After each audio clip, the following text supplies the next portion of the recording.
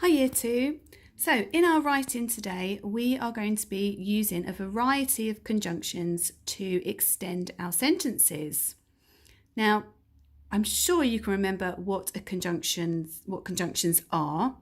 They are words that extend our sentences to make our sentences more interesting and give more detail to the reader. So can anyone think of any conjunctions that you can remember from our learning in Year 2?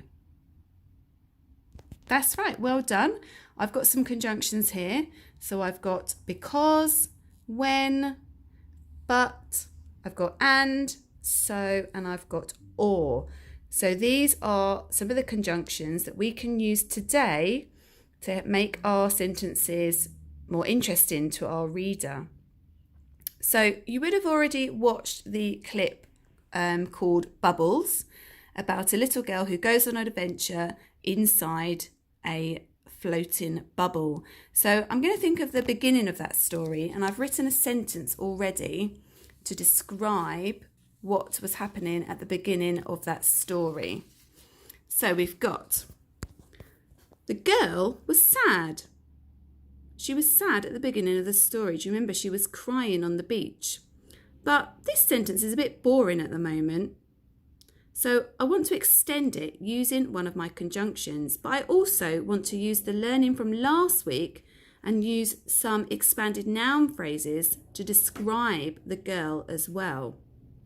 So I've changed the girl was sad and I've put the lonely girl was sad. So I've used the adjective lonely. But I still think I can improve that sentence even more. So I've changed it slightly and I've put the lonely, downhearted girl was sad. So lonely, downhearted is an expanded noun phrase.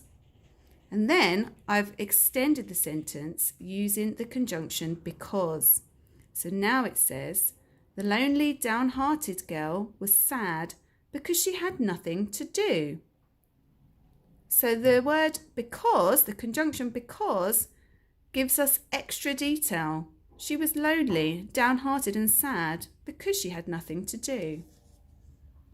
Let me show you another example.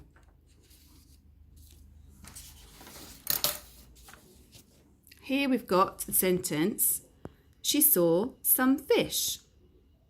That's a bit boring, isn't it?